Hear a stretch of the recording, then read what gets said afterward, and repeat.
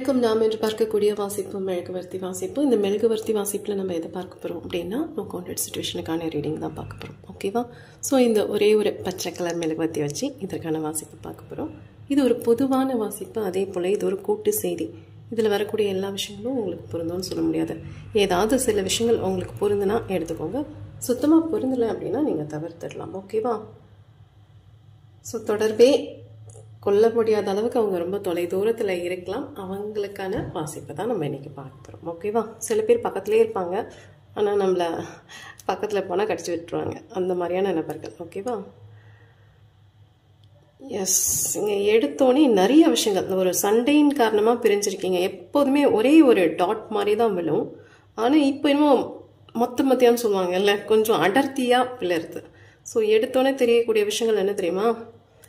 சண்டை, ஒரு பெரிய சண்டைக்கு பிறகு இந்த பிரிவு ஏற்பட்டிருக்கு உங்களுக்கும் அவங்களுக்கும் அப்படிங்கிறது போல இருக்கு. இந்த சண்டைன்னு நான் சொல்றேன் இல்லையா, இது சண்டையோட காரணம் என்னவா இருக்கலாம்னா சந்தேகம்.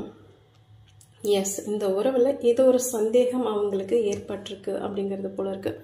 அதுதான் இந்த உறவு உடைந்து போகிறதுக்கான காரணமா இருந்திருக்கலாம். உங்களுக்கு தெரியுதா? ஒரு அழகான குட்டி இதயம் இருக்கு. அந்த குட்டி இதயத்துக்கு பின்னாடி நிறைய விஷயங்கள் இருக்குது. அந்த நிறையா விஷயங்கள் அப்படின்னு நான் சொல்கிறது, ஒன்று சந்தேகமாக இருக்கலாம், இல்லைன்னா அவங்களோட வாழ்வின் நோக்கம் வேறு ஏதாவது இருக்கலாம். நம்பிக்கையற்ற தனம்னு சொல்லுவாங்கல்ல, இந்த உறவில் போதுமான அளவு உங்களுக்கோ அவங்களுக்கோ நம்பிக்கை இல்லை.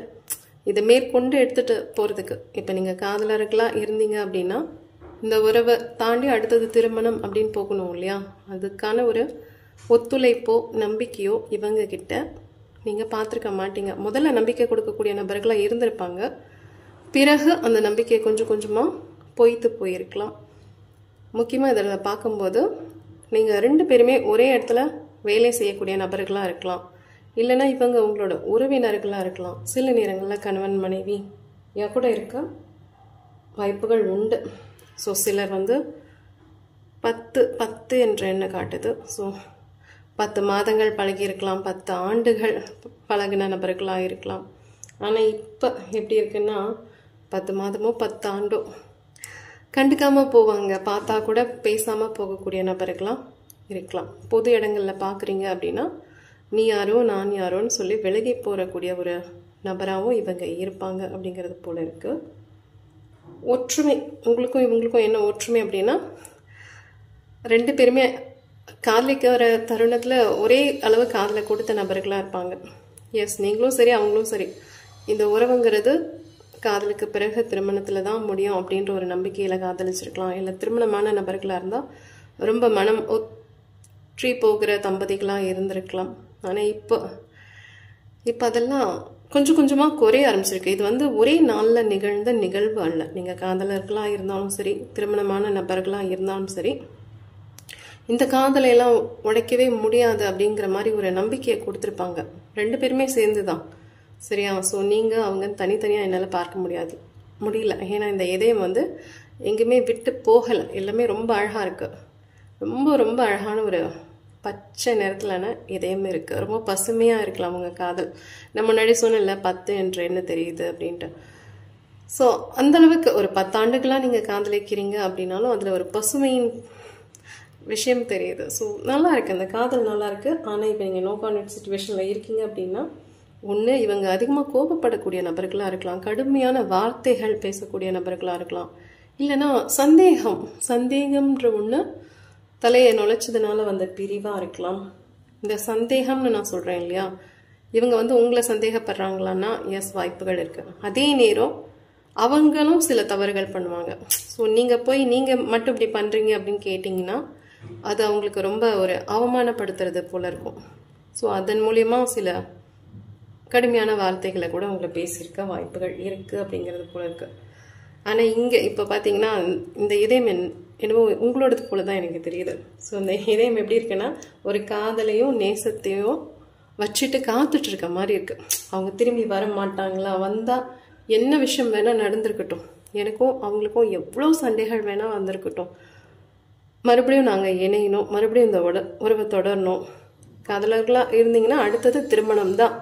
இல்லை திருமணமான நபர்களாக இருந்தீங்க அப்படின்னா மறுமுறை இது போன்ற ஒரு சூழல் ஏற்படக்கூடாது அப்படின்னு ரொம்ப கடுமையாக முயற்சிக்கக்கூடிய நபர்களாக நீங்கள் இருப்பீங்க அப்படிங்கிறது போல தான் உங்களோட மெழுகுவர்த்தி என்கிட்ட சொல்லிட்டு இருக்கு.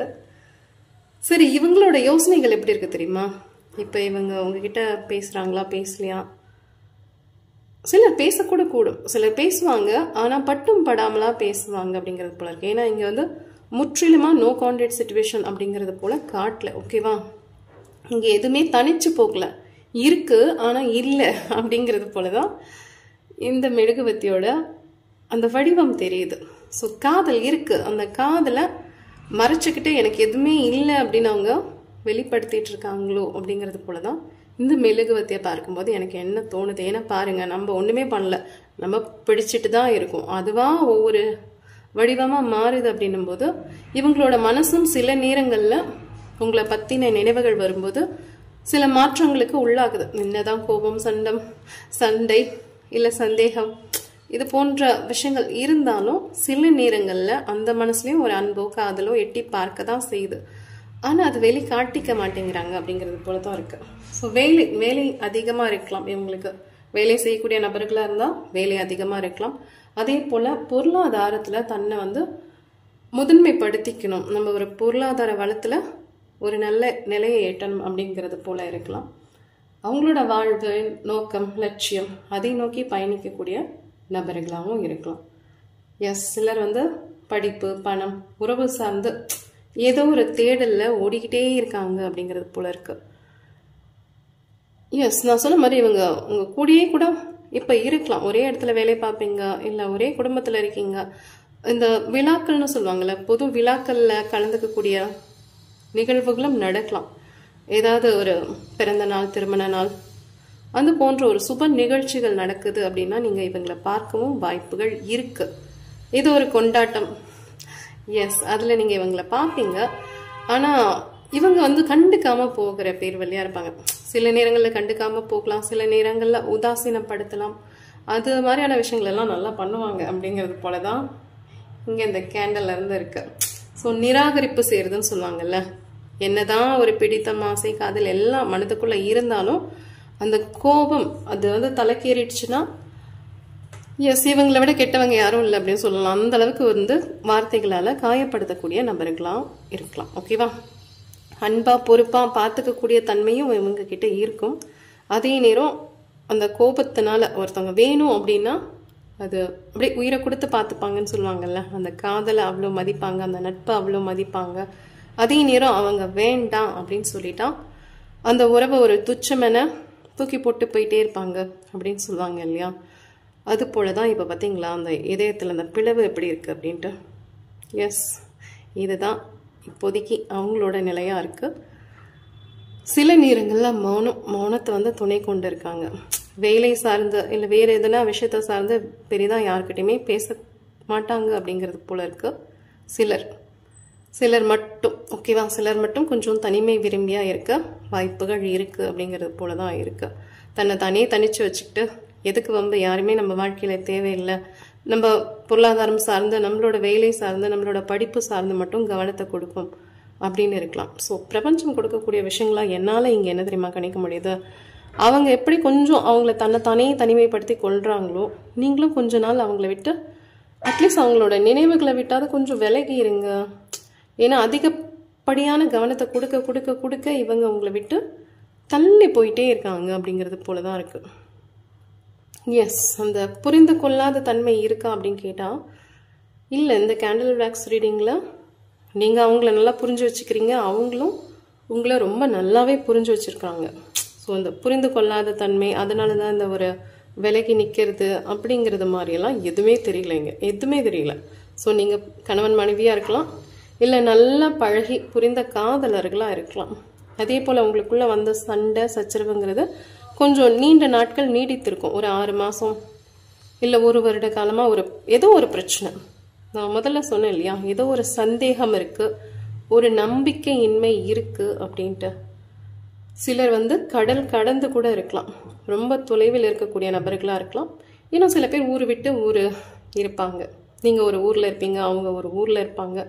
ஸோ இந்த பிரிவின் காரணமாக கூட உங்களால் இவங்களை கொஞ்சம் நம்ம பக்கத்தில் இருந்தால் போய் சமாதானம் பண்ணிடலாம். இவங்க ரொம்ப தொலைவில் இருக்கனால இவங்கள பார்க்கவே முடியாது இல்லையா? ஸோ அங்கே என்ன நடக்குது அப்படிங்கிறது உங்களுக்கு எப்போதுமே ஒரு பூடகமாகவே இருக்கும். இவங்க எப்படி இருக்காங்க, என்ன பண்ணிட்டு இருக்காங்க, இவங்க கூட யார் இருக்காங்க அப்படின்ற ஒரு கேள்வி வந்து உங்கள் மனதில் எப்போதுமே இருந்துக்கிட்டே இருக்கும் அப்படிங்கிறது போல இருக்கு. அவங்க சந்தோஷமாக இருக்க முயற்சி பண்ணுறாங்கங்க. இங்கே பார்த்தீங்கன்னா தெரியும், ஒரு அழகான இதயம் வந்திருக்கு தெரியா? எஸ், இதயத்துக்குள்ளே இதயம் வந்திருக்கு. ஸோ அவங்க மனசுக்குள்ளே நீங்கள் இருக்கீங்கன்னா இருக்கீங்க. அதே மாதிரி அவங்க மனசுக்குள்ளே சில லட்சியங்கள், சில கனவுகள், பணம் சார்ந்து ரொம்ப தேடல் இருக்குது. நமக்கான ஒரு அங்கீகாரம் வேணும் அப்படிங்கிற ஒரு ஆசை கொண்ட நபர்களாகவும் இருப்பாங்க. சரியா? எஸ், அதனால கூட இந்த ஒரு பிரிவு உங்களுக்குள்ள நிகழ்ந்து இருக்கலாம். ஆனால் இங்கே பிரபஞ்சம் சொல்கிற ஒரே விஷயம், அவங்க எப்படி அவங்களுக்கான ஒரு முன்னுரிமை கொடுத்துக்கிறாங்க, அதே போல் நீங்கள் கொடுத்துக்கோங்க. நீங்கள் வந்து காத்திருக்கும் பட்டியலில் தான் இருக்கீங்க அப்படிங்கிறது போல தான் என்னால் அந்த வேக்ஸ் ரீடிங்கில் பார்த்து சொல்ல முடியாது. அது என்ன காத்திருப்பு பட்டியல், நான் இல்லாமல் அவங்களுக்கு என்ன ஒரு வாழ்க்கை அப்படின்னு இதை நீங்கள் பார்த்துட்ருக்கீங்க இல்லையா? உங்களுக்கு தோணலாம், நான் தானே எல்லாமே இருக்கணும் அவங்களுக்கு.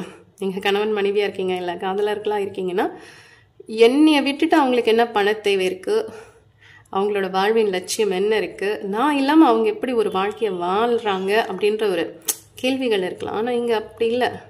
எஸ், உங்களை விட அவங்களுக்கு நிறைய விஷயங்கள் தேவைப்படுது. உண்மையாக சொல்லணும்னா எஸ், நிறைய விஷயங்களுக்கு அவங்க முன்னுரிமை கொடுக்குறாங்க. சரியா? அவங்களோட மன நிம்மதிக்காக இருக்கலாம், இல்லை அவங்களோட எதிர்கால லட்சியத்துக்காக இருக்கலாம், அவங்களோட வாழ்க்கையின் குறிக்கோள் வேறு மாதிரி இருக்கலாம்.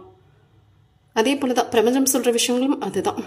அவங்க எப்படி அவங்க சில விஷயங்களை முக்கியம்னு கொடுத்து பார்த்துட்டு போயிட்டே இருக்காங்க. நீ உன் வாழ்க்கையில் சில விஷயங்களை பாரு.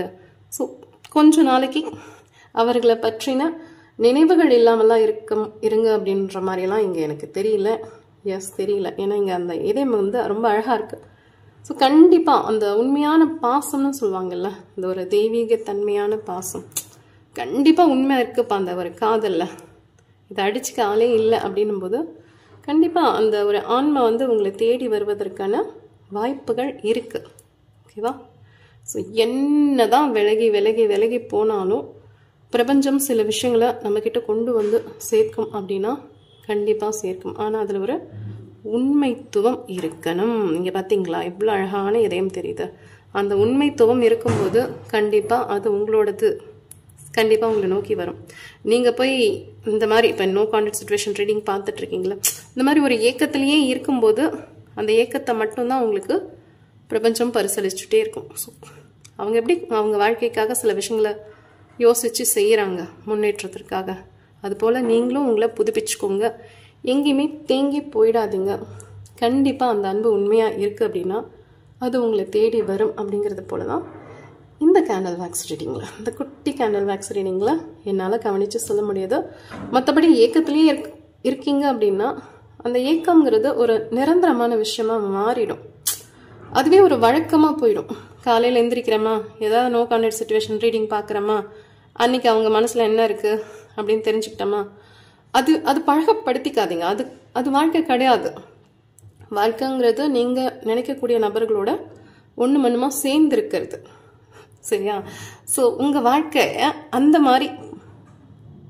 மாதிரி கொண்டு வாங்க. காத்திருப்புக்கெல்லாம் தாண்டி நீங்கள் நினைக்கக்கூடிய நபர்களோட சந்தோஷமாக மகிழ்ச்சியாக இருக்கணும் அப்படின்னா அந்த மாதிரியான சிந்தனைகளை உங்கள் மனதை விதைங்க. கண்டிப்பாக அதுக்கு ஒரு சக்தி இருக்குது. அந்த சக்தி உங்களை அந்த நபரோட இணைக்கக்கூடிய வாய்ப்புகள் இருக்குது. ஸோ உங்கள் மனசில் நீங்கள் எதை காட்சிப்படுத்தி பார்க்குறீங்களோ, எதற்கு அதிகமான நேரத்தை செலவிடுறீங்களோ அதுதான் பலித்தமாகும். சரியா? ஸோ பிரபஞ்சம் கொடுக்குற விஷயத்த நான் உங்களுக்கு சொல்லிட்டேன். இதில் எவ்வளோ உங்களுக்கு பொருந்ததுன்னு பாருங்கள். பொருந்த விஷயங்கள் எடுத்துக்கோங்க, பொருந்தாத தவிர்த்துருங்க. நன்றி.